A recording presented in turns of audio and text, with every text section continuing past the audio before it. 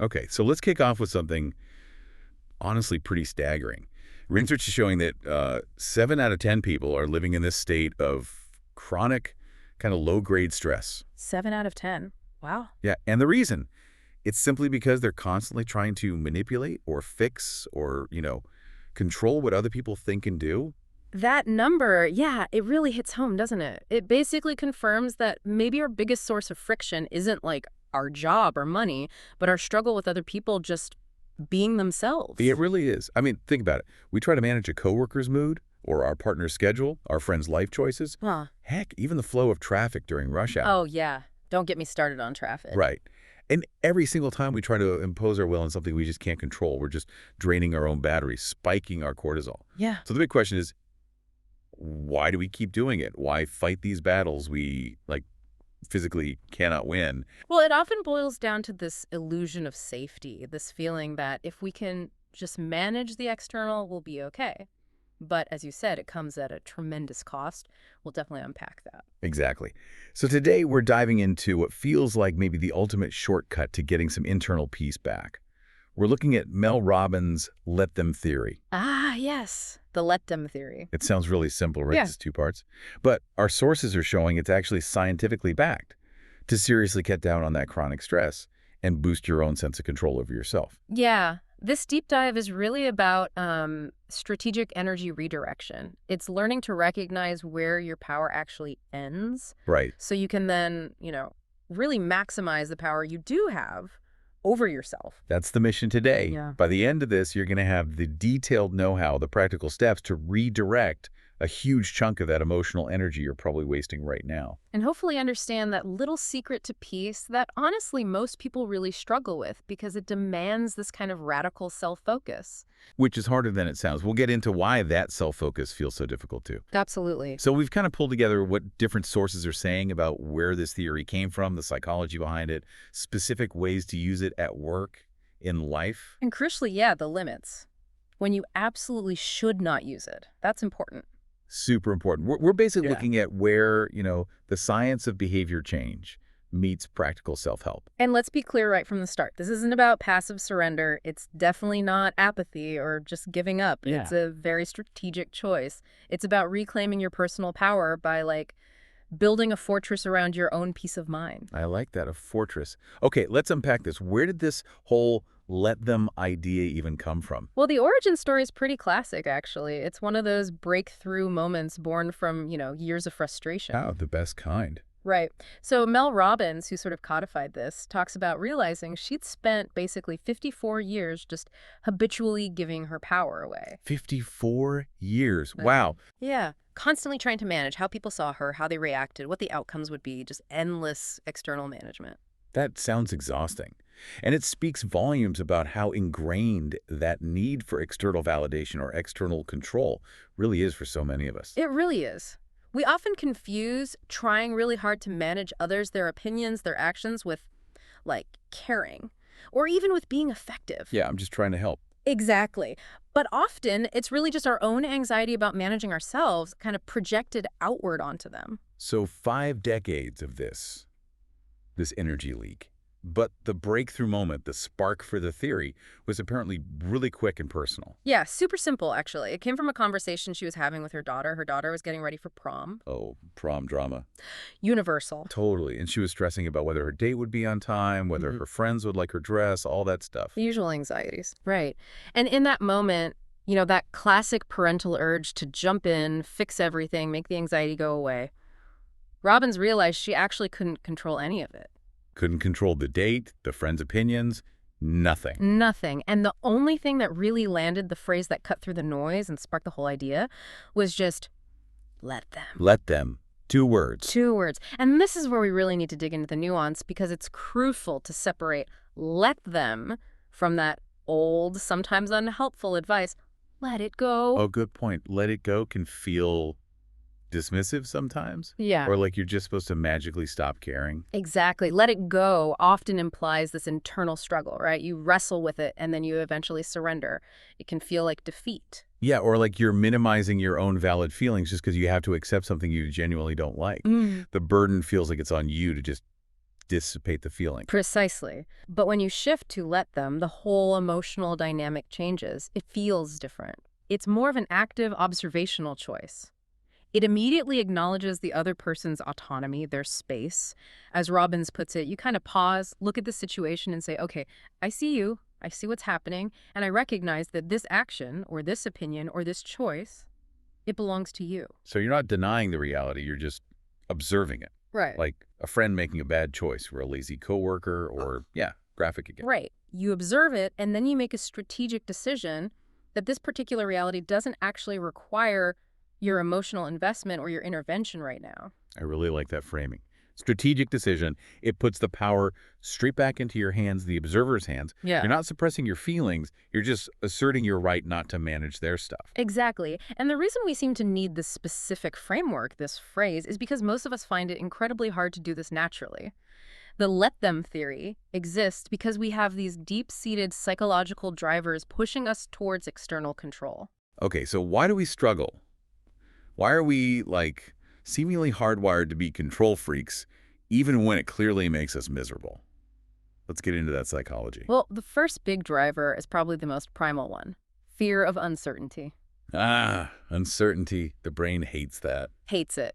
Our brains are basically prediction machines built for survival. So when things feel unsafe or anxious or we just can't predict what's coming next, we try to create this illusion of safety by controlling our environment. And environment includes the people in it. Absolutely. If I feel like I can control my partner's schedule or my colleague's work output or my kids' choices, then maybe, just maybe, I can minimize the chances of something bad or unexpected happening. It makes sense as a survival instinct, but wow, is it exhausting in modern life? And the sources pointed out this is even stronger for certain people, right? Like those who've experienced trauma. Oh, absolutely. Past trauma often wires the brain for hypervigilance, which is this constant exhausting state of scanning the environment, monitoring everything, micromanaging situations. To make sure the bad thing doesn't happen again. Exactly. The world essentially taught the traumatized brain that safety depends on being hyper-aware and trying to control everything external. So for someone with that history, letting go of control can feel incredibly dangerous, like actively choosing to be unsafe. That really reframes it. It's not a character flaw. It's a learned survival mechanism. Yeah. But crucially, it's one that's often counterproductive now. Yeah. Because it keeps you in this constant state of battling reality. Right. And then you can layer perfectionism on top of that. Perfectionism. Not just about high standards for yourself. Not always. Yeah. It often includes this external piece, the belief that everything, including other people's actions, must go according to my perfect, optimized plan. Any deviation, a messy housemate, a friend who's running late, feels like a major threat to that sense of order and predictability. Okay, that resonates. And then the fourth one, which often ties into the others, people-pleasing. The ultimate energy drain. Trying to manage everyone else's feelings, making sure everyone's happy, avoiding conflict at all costs, usually just to feel accepted or avoid someone else's disapproval. So you're controlling their reactions to you. Precisely. And Dr. Kozak's research highlights this. If you're someone who tends to over-empathize, maybe you feel responsible for how others feel, or you're constantly putting others' needs first. The let them theory isn't just a nice idea. It's basically a prescription for sustainable self-preservation. Okay, so we've got the why we need it. Let's crystallize the what it is. Yeah. The two core parts. This is the basic formula, right? Right. It's really straightforward. Part one is let them. Let them. This is your boundary line. It's about consciously deciding to give other people the freedom, the space to just be who they are, think what they think, do what they do. It's choosing to stop trying to edit other people's reality. And that applies to everything from, your partner leaving socks on the floor to a relative spouting political views you can't stand at dinner. Exactly. It covers all the situations where trying to intervene directly will likely fail or cause huge arguments or just cost you way too much emotional energy for the potential return. Okay, that's part one, let them. The strategic withdrawal, what's part two? Part two is where the power comes back to you. It's the proactive step. Part two, let me. Let me. This means taking all that energy you just saved by not trying to control them and redirecting it entirely towards managing your own response, your own choices, your own boundaries. Okay. So it's not just passive defense against the chaos outside. No. It's an active offensive strategy for building up your internal strength. Precisely. It's that moment where you say, okay, I see the external reality, I acknowledge it, But the only thing I'm taking responsibility for right now is how I choose to react to it. That distinction feels really important. Let me. Okay, this naturally leads us to our first big insight, the science behind it. Why does just thinking or saying let them actually work to reduce stress? What's happening biologically? This is where it gets really fascinating, linking the mindset shift to our actual physiology. When we're caught up in that struggle to control others, obsessing, arguing, mentally fighting their choices, we instantly trigger our own fight, flight, freeze response. Back to that primal stress reflex we talked about. Exactly. And we need to understand the real cost of activating that reflex repeatedly. When you're in fight or flight, your brain goes into survival mode. Right. Blood flow, energy, it all gets rerouted to the parts of the brain needed for quick reactive decisions like the amygdala, the emotional center. But here's the critical part. This process actively restricts access to your prefrontal cortex. Which is the thinking part of the brain, logic, planning. Exactly. It's responsible for logic, emotional regulation, planning ahead, complex decision-making, impulse control. Basically, higher-level self-control. Okay, hold on. So the very act of trying to control someone else actually makes us less logical, less able to manage our own emotions, and fundamentally worse at controlling ourselves. You got it. That's the paradox. Yeah. If you're stewing over why your colleague missed a deadline or replaying a passive-aggressive comment someone made, you are actively putting your own brain into a state of cognitive limitation. This leads directly to that chronic, low-level stress. So the core scientific idea here is that the energy you conserve by not engaging in controlling others gets immediately repurposed. It becomes available for better self-control over your own reactions and choices. That's an incredible return on investment. You literally gain mental clarity and capacity just by opting out of a fight you can't win anyway. Think of it like plugging an energy leak in an engine. Suddenly, all that power can go where it's supposed to go, driving you forward, not spinning out trying to control the road. Love that analogy. And this efficiency, this ability to redirect energy, it hinges on timing, doesn't it?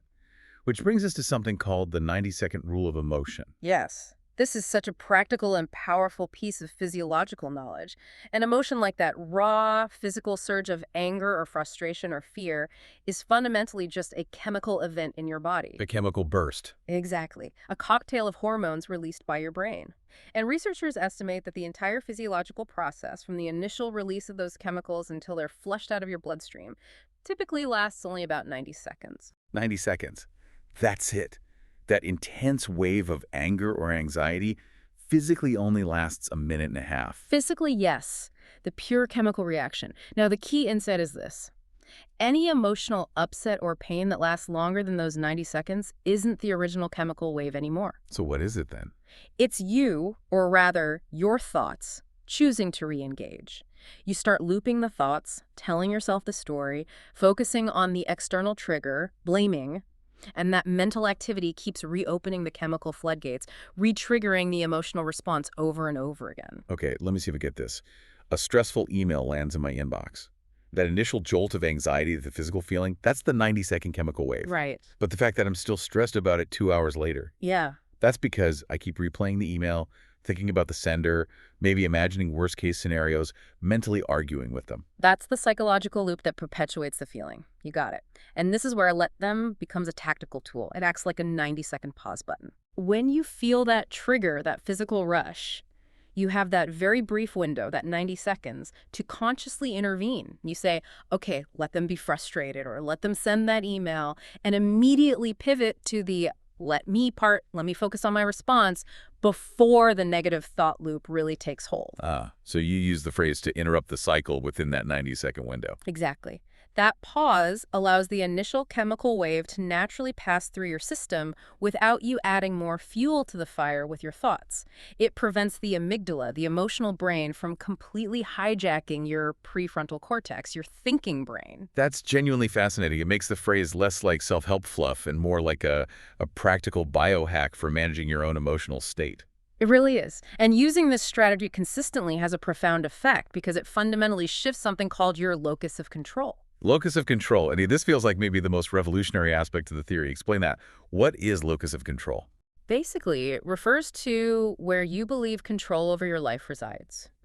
Do you believe you are primarily in control of your outcomes, or do you believe external forces are? So internal versus external. Right. And most people who are chronically stressed, maybe feeling helpless or victimized a lot, they tend to operate from an external locus of control. Meaning they think things happen to them. Exactly. They believe that other people's moods, bad luck, the economy, traffic, whatever these external things, are the main drivers of their happiness, their success, their life outcomes. And that mindset naturally leads to feeling powerless and stressed because you're always waiting for the outside world to change before you can feel okay. Which means you're constantly trying to manage that outside world. Which brings us right back to that 7 out of 10 stat we started with. It's a cycle. Okay, so the let them theory pushes you towards Deliberately cultivating an internal locus of control. This means embracing the fundamental idea that you influence your life outcomes primarily through your own choices, your effort, your mindset, and, importantly, your responses to whatever the external world throws at you. Can you give an example? Like, say, failing a test. Sure. Okay, big certification exam, and you fail. The person with a strong external locus of control might say, ugh, the test was totally unfair, the proctor was distracting, the questions were tricky, maybe the teacher just doesn't like me, they feel like a victim of the circumstances. Right. Blaming outward. But the person operating from an internal locus of control, while still disappointed, might say, okay, that test was tough, but looking back, I realize I chose not to spend enough time on that third module. I influenced my results, so next time I will choose a different study strategy. The stress level feels completely different in that second scenario. Yeah. The power stays with the person. Exactly. And the research here is really solid. A strong internal locus of control is consistently linked to things like better resilience against stress and depression, higher achievement, better physical health long-term, and significantly improved satisfaction in relationships. Why relationships? Because your energy is focused inward on your own responses and growth, not outward on trying to fix or change your partner, your friends, your family, which is usually where relationship stress comes from. It's like upgrading your whole mental operating system from being reactive to being proactive. That's a great way to put it. Okay, this is profound. We've got the why, the stress response, the locus of control shift. Now let's get really practical with big insight number 2. How do we actually apply this in the messy reality of daily life, relationships, and work?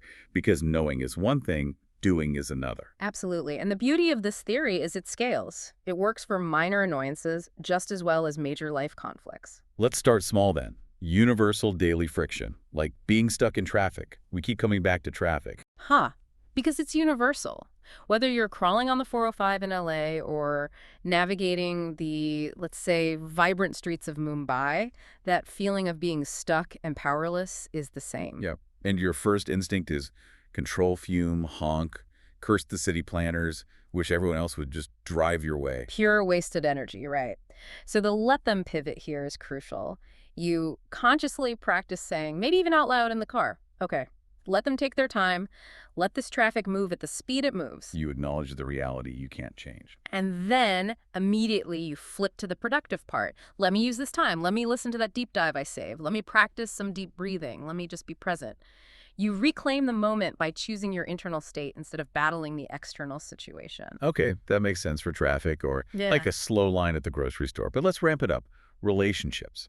This feels like where it gets really hard, especially when emotions and deep values are involved. Definitely harder. Okay, let's take a common one. Family pressure. Scenario. Family members are judging your life choices. Maybe it's your career path, your decision about having kids, who you're dating, how you parent, and they're pressuring you to do things their way. Oof. Yeah, I can feel the tension just thinking about that. The default reaction is often to defend, justify, argue, try to force them to see your side, to validate your choices. Right. You're trying to control their opinion, their approval, but the theory says you can't fundamentally change their underlying concerns or maybe their fears about your choices. They're allowed to have their perspective, however flawed you think it is. So let them here is. Let them have their concerns. Let them worry. Let them hold their opinions. You acknowledge their viewpoint as their property, not yours to manage or fix. Okay, but what if letting them worry comes with real consequences, like they threaten to withdraw support or give you the silent treatment or constantly bring it up? How does let them work when the stakes feel really high? That's a critical question, and it highlights where let them needs to be paired with strong boundaries.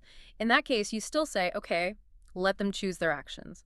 Whether it's criticism or withdrawal, you accept you can't control their behavior. But then the let me has to be really firm. Exactly. The let me becomes, let me clearly assess the consequences of their actions on me. Let me decide what I am willing to accept.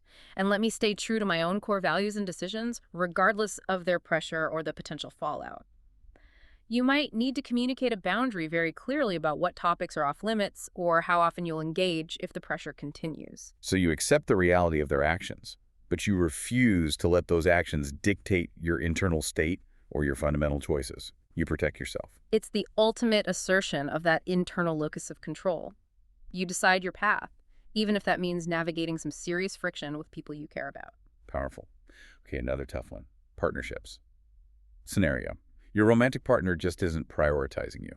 Their actions consistently show a lack of commitment or respect or effort that you need. Yeah, painful. And the instinct is often to try and fix them. Yeah. Have endless arguments about fairness, try to make them see your value, maybe change your behavior hoping they'll change theirs. The control psycho. Oh, totally. The let them theory here demands a level of radical honesty. It's let them show me their true priorities through their actions. Stop arguing with the data they're giving you. Absorb the information their behavior is providing. Ouch. That requires letting go of the fantasy of who you want them to be. It does, and then the strategic let me becomes, let me choose my next steps based on this reality. Does this mean having a very direct conversation about needs and boundaries? Does it mean accepting this is who they are and adjusting my expectations? Or does it mean deciding this isn't the right relationship for me and choosing to leave? The choice is yours, based on the observed reality, not wishful thinking. That's tough, but necessary. Yeah. Stop projecting, start observing and deciding. Okay, let's shift gears to the workplace. Our sources suggest this is maybe the biggest arena for chronic, controllable stress for many people. Definitely a minefield for control issues. Okay, let's take office conflict and gossip. Colleagues are stirring up drama, gossiping, maybe taking sides in unproductive arguments. The natural tendency might be to jump in, try to mediate, fix it, or even just get sucked into the negativity. Yeah, it feels like you have to do something. But it's usually a massive energy drain. The let them practice here is let them engage in that behavior, let them create their drama. Recognize that their interpersonal dynamics are fundamentally their territory. Trying to fix office gossip, probably one of the most unwinnable battles out there. So what's the let me? Just ignore it. And not necessarily ignore, but strategically disengage. The let me is, let me maintain my professionalism. Let me focus on my own work and responsibilities. Let me choose not to get entangled in dynamics that don't serve my goals or my well-being. You essentially protect your own zone of productivity and sanity from their zone of distraction. Makes sense. Okay, what about something deeply frustrating, like credit and recognition? Your boss gives credit for your idea to someone else. Or maybe just consistently fails to acknowledge your contributions. Oh, that stings. The immediate gut reaction is usually anger, wanting to demand justice, make them see the unfairness. Right. Fix the injustice. But again, the theory pushes back. Let them handle recognition and leadership in the way they choose. Their failure to give credit properly, or their management style, is ultimately their issue. They're failing. Your power isn't enforcing them to change their perception. So where is your power? What's the let me? Your power is in objective reality and your own actions. The let me is, let me meticulously document my contributions and achievements. Let me build a clear record of my results with data, if possible. Let me use this objective evidence to advocate for myself during performance reviews, to negotiate for a raise, or if necessary, to find a new job where my work is valued. So you stop arguing about the subjective stuff, fairness, recognition, and you focus on building objective leverage for yourself. That feels really strategic. It is. The common thread here, across traffic, family, partners, work, is that immediate, almost non-emotional pivot. You shift your energy away from the external point of friction and channel it directly into internal productive action. The let them is the pivot point, the switch. And the let me is the constructive destination for that conserved energy. Okay, this flows perfectly into big insight number 3, digging deeper into the value of that let me component. If let them is the necessary defense, let me seems like the ultimate offense for actually improving your life and building capacity. Absolutely. The let me part is where the real agency lies. It's the conscious, active decision to reclaim all that power that was previously leaking out, trying to sustain that illusion of external control. So let's break down the specific action steps that become possible, even necessary, once you really embrace let them. Right. What does let me look like in practice? Okay, first and most fundamental. Let me focus on my own goals and priorities. Think about how much mental real estate is currently occupied by worrying about, analyzing, or trying to fix other people's lives, your friends' relationship drama, your colleagues' procrastination, your parents' health choices. Yeah, it's a lot of brain space. A ton. When you consciously withdraw from managing their stuff, all that cognitive bandwidth gets freed up. It can now be poured directly into your projects, your ambitions, your well-being. Makes sense. What's next? Second, and this is absolutely foundational for mental health, let me set healthy, clear boundaries that protect my time, energy, and peace. Because you're now allowing others to be who they are, you stop trying to change them. Instead, you focus on changing your relationship to them by defining clear rules of engagement that prioritize your own needs. Boundaries become about self-protection, not other person control. Exactly. Third, let me actively invest my energy in relationships that are mutual, reciprocal, and genuinely supportive. You naturally start to pull back from those draining, one-sided connections that only survive because you feel obligated to keep fixing, managing, or catering to the other person. You choose where your relationship energy goes more wisely. Quality over quantity, driven by where you feel respected and energized. Precisely. And finally, number 4, let me practice radical self-care without feeling guilty or needing to justify it. This whole theory inherently validates that your energy, your well-being, is precious and non-negotiable. Taking time for yourself isn't selfish. It's essential maintenance. Wow.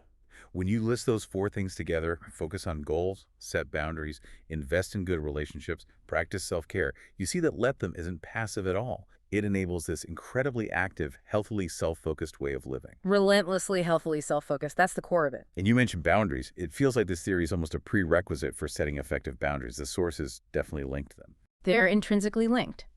The key connection point is understanding what a boundary really is. Many people think boundaries are rules they impose on others. Like, my boundary is you can't yell at me. Right. But that's still trying to control the other person's behavior. A true boundary, empowered by the let them mindset, is only about your response and your actions. So how would that yelling boundary look different? It becomes, you are free to choose to yell, let them. And if you do, I am free to choose to end this conversation and walk away to protect my peace, let me. You see the difference? The focus is entirely on what you will do, not on stopping them from doing something. That is a huge strategic shift. You allow them their reaction, but you control your exposure to it. Exactly. And the research on the benefits of setting boundaries this way is overwhelming. We're talking reduced stress, less emotional exhaustion, protection against burnout, especially for caregivers or people in helping professions, and a significant boost in self-confidence. Why the confidence boost? Because every time you set and maintain a healthy boundary, you're sending a powerful message to yourself that your needs, your feelings, and your well-being matter. You're asserting your worth without needing anyone else to validate it first. You're essentially saying, my internal stability is my responsibility and it's non-negotiable. I will manage my exposure to chaos rather than trying to manage the chaos itself. Beautifully put. That's exactly it. Okay, this all sounds incredibly powerful. But let's be real. If it was easy, that 7 out of 10 stat wouldn't exist. People wouldn't be struggling so much. So what are the biggest roadblocks? What trips people up when they try to actually implement this consistently? And what are the strategies to get past those hurdles? You're right. It's simple, but not easy. Probably the #1 struggle, especially for people who are high achievers, problem solvers, or parents, is the fixer mentality. The urge to jump in and solve everything for everyone. Yes. And we need to be honest here. It's not always pure altruism driving that. Often it's tied to our own sense of value. We feel competent, needed, maybe even indispensable when we're the one in control, fixing things. It can become almost like an addiction to being the rescuer.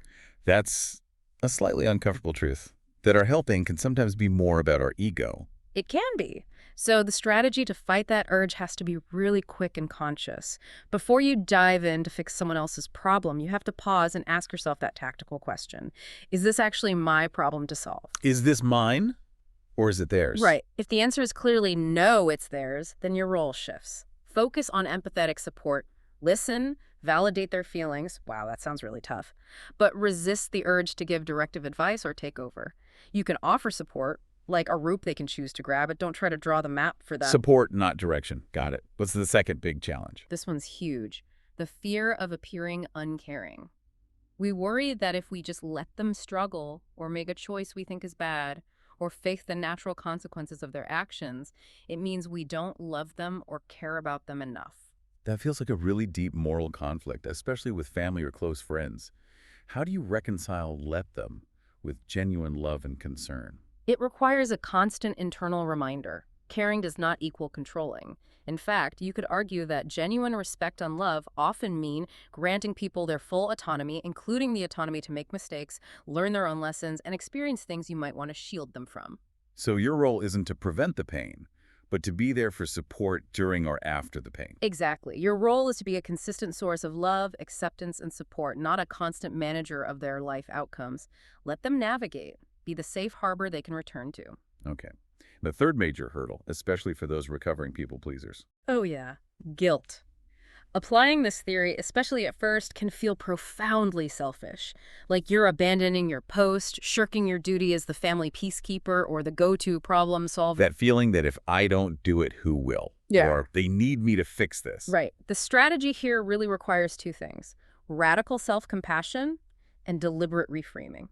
You have to actively work on internalizing the belief that setting boundaries and prioritizing your own well-being are necessary acts of self-preservation, not acts of selfish abandonment. You can't pour from an empty cup. Easier said than done, overcoming that guilt. Totally. Which is why the other piece of the strategy is crucial.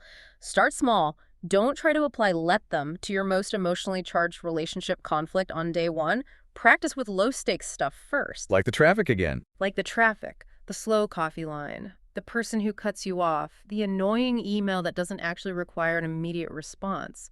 Use these small daily irritations as your training ground. Notice how applying let them, let me immediately lowers your internal stress in those moments.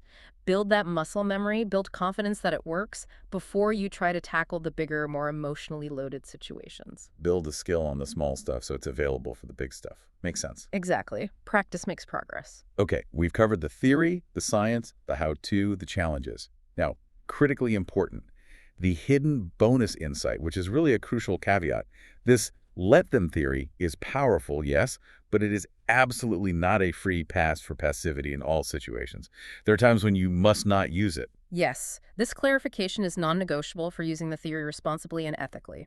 Mel Robbins herself is extremely clear on this. There are basically 3 key areas where let them absolutely does not apply, and where your internal locus of control should instead trigger decisive action or intervention. Okay, what's number 1? Safety situations, first and foremost. You never just let them if someone is in immediate physical danger, if they're experiencing a serious medical emergency, if they're at risk of harming themselves or others, or if they require urgent protection. This theory is about disengaging from unwinnable emotional conflicts, not about standing by when someone's safety is on the line. Okay, safety overrides let them. Got it. Number 2. Discrimination or abuse. You do not use the let them theory to tolerate or passively accept harmful, abusive, toxic, or discriminatory behavior, whether it's directed at you or someone else. Standing up against injustice, setting firm boundaries against abuse, or removing yourself from toxic environments is essential. Let them helps you exit pointless arguments over opinions. It does not mean you have to endure harm or mistreatment. So if it crosses a line into harm, abuse, or discrimination, let them is off the table, and direct action or boundary setting is required. Absolutely. And the third caveat? Interactions with young children. This theory is primarily designed for navigating relationships between adults, where we generally presume autonomy and agency. Parenting young children inherently requires guidance, setting limits, providing structure, and sometimes, yes, exerting control for their safety and development. You don't let a toddler run into the street. The principles here aren't meant to replace responsible parenting. So the rule of thumb is, if the issue is an unwinnable battle over subjective opinions, differing values, emotional baggage, minor inconveniences, or someone else's personal choices that don't directly harm others, apply let them, let me. But if the issue involves immediate safety, abuse, discrimination, or the necessary care of dependents, then intervention, boundary setting, or protective action is the responsible choice. Exactly. That distinction is critical. Now, Stepping back a bit, if we look at the deeper philosophy here, this whole idea feels strongly connected to an older, well-established psychological concept: radical acceptance. That's a great connection to make. Yes, the let them theory can absolutely be seen as a practical, maybe more accessible, everyday application of radical acceptance, which is a core principle, particularly in dialectical behavioral therapy, or DBT. Radical acceptance. What does that mean beyond just accepting things? It's about fully acknowledging and accepting the present moment and the reality of the situation exactly as it is, without judgment. It means recognizing that reality, whatever it is based on a long chain of past events and cannot simply be undone by wishing it were different. So it's about stopping the fight with reality itself. Precisely. A key insight from DBT is that pain is inevitable in life, but suffering is often optional. Suffering frequently comes not just from the painful event itself, the job loss, the criticism, the flight delay, but from our intense resistance to that event, our internal battle arguing that this shouldn't be happening. Okay, so back to the flight delay example. The delay itself is painful, inconvenient. Right. That's the pain. But the suffering comes from me mentally fighting it. Arguing with a gate agent in my head, replaying how unfair it is, wishing I'd taken an earlier flight, fuming about the airline. That resistance is the suffering. Exactly. Radical acceptance in that moment means acknowledging, okay, the reality is my flight is delayed by 4 hours. I cannot change this fact right now. You stop the internal argument. You apply, let them delay the flight, and immediately pivot to, okay, given this reality, let me choose how I will respond. Let me find a quiet corner and read. Let me call a friend. Let me accept the situation and decide my next move. And the sources suggest that practicing this kind of acceptance, whether you call it let them or radical acceptance, leads to tangible benefits. Huge benefits. Better emotional regulation because you're not constantly fueling the fire with resistance. Drastically reduce suffering because you separate the unavoidable pain from the optional struggle against reality. And paradoxically, an increased capacity for positive action and resilience. Why increased capacity for action? That seems counterintuitive if you're just accepting. Because all the energy you were previously spending, fighting reality, judging it, wishing it were different, that energy is now freed up. You can channel it towards problem solving within the accepted reality, or towards focusing on the things you can actually control and change. Acceptance isn't passivity, it's the foundation for effective action. It's like the ultimate form of personal accountability, taking responsibility for your response to reality, whatever reality is. That's a powerful way to frame it, yes. Okay, let's bring it home. We've covered the theory, the why, the how, the pitfalls, the caveats, the deeper philosophy. Let's talk results. For the listener who's thinking, okay, this sounds good, maybe even necessary, but is it worth the effort to really practice this? What's the ultimate motivation? What are the transformative results people report? The results, when people commit to this as a practice, are genuinely life-altering. Consistently, people report experiencing significantly reduced chronic anxiety and stress, just less mental energy being burned fighting unwinnable battles every day. That alone sounds worth it. Right. Then, perhaps surprisingly to some, they often report improved relationships. Improved, even though you're sort of disengaging more. Yes, because the relationships become based on genuine acceptance and respect for autonomy, rather than constant friction, control attempts, and resentment. When you set clear boundaries born from let them let me, the connections that remain tend to be healthier and more respectful. Okay, makes sense. What else? A noticeable spike in increased self-confidence and personal agency. This comes directly from that internal locus of control, consistently focusing your efforts inward, taking ownership of your peace, realizing you can manage your internal state regardless of external chaos. You feel more powerful because you're focusing on the power you actually have. Exactly. And finally, often quite practically, people report enhanced productivity and better progress towards their goals. All that cognitive and emotional energy that used to be tied up in frustration, worry, and trying to manage others, it gets redirected into their own work, their passions, their personal growth. Less drama, more doing. Basically, yes. It's arguably the ultimate investment you can make in your future self. Okay, this has been incredibly insightful. Let's wrap up with a clear, actionable plan. For someone listening right now, how do they start building their own let them practice starting today? What are the key steps? All right, step 1. Start small and low stakes. Don't try to overhaul your most difficult relationship overnight. Practice on the minor daily stuff. The traffic, the weather being annoying, a slow internet connection, someone sending a slightly irritating text. Use these moments to train your brain to make that quick pivot using the 90-second rule we discussed. Get the reps in on the easy stuff first. Okay, step 2. Use a conscious interruption technique, like the 5-second rule. When you feel that familiar urge bubbling up, the urge to control, to fix, to jump in, to react negatively, consciously interrupt yourself, count down. 5, 4, 3, 2, 1. Use that pause to break the automatic reaction pattern. Then deliberately insert the phrases, okay, let them, and let me. Choose your response intentionally. Create that space between stimulus and response. Love it. Step 3. Journal about it and practice self-compassion. Briefly note down situations where you successfully used let them, let me. What was the situation? What did you choose to do for the let me? How did it feel? How much energy did you save? Reinforce the positive outcomes. And crucially, be kind to yourself. You will slip back into old control habits. That's totally normal. This is a significant mindset shift. It takes time and patience. Don't beat yourself up. Just notice it and try again next time. Start small, use a pause, track your wins, and be patient. That sounds doable. I think the ultimate takeaway here, the core message, is that your energy, your mental focus, your emotional bandwidth, it's maybe your most valuable non-renewable resource. Absolutely. And it deserves to be invested wisely, not squandered trying to manage things that fundamentally belong to other people. The let them theory isn't really about letting go of things that matter to you. It feels more like it's about letting yourself grow in the areas where you matter most, your own life, your own peace, your own goals. I think that's the perfect final thought. Maybe the challenge for everyone listening is this. The very next time you feel that heat rising, that friction of frustration, or the urge to control, just pause. Ask yourself that one simple question. Is this outcome, this person's choice, fundamentally within my direct control? And if the honest answer is no, take a breath. Silently or out loud say, okay, let them. And then immediately, decisively pivot your focus and let me. Choose your own response. Choose your own peace. you are the author of your own piece. Powerful stuff. Indeed. Every insight gets deeper on the second listen, so make sure you save this episode in your library. And next time, we're turning the lens inward again. We're going to dive deep into the psychology of decision fatigue.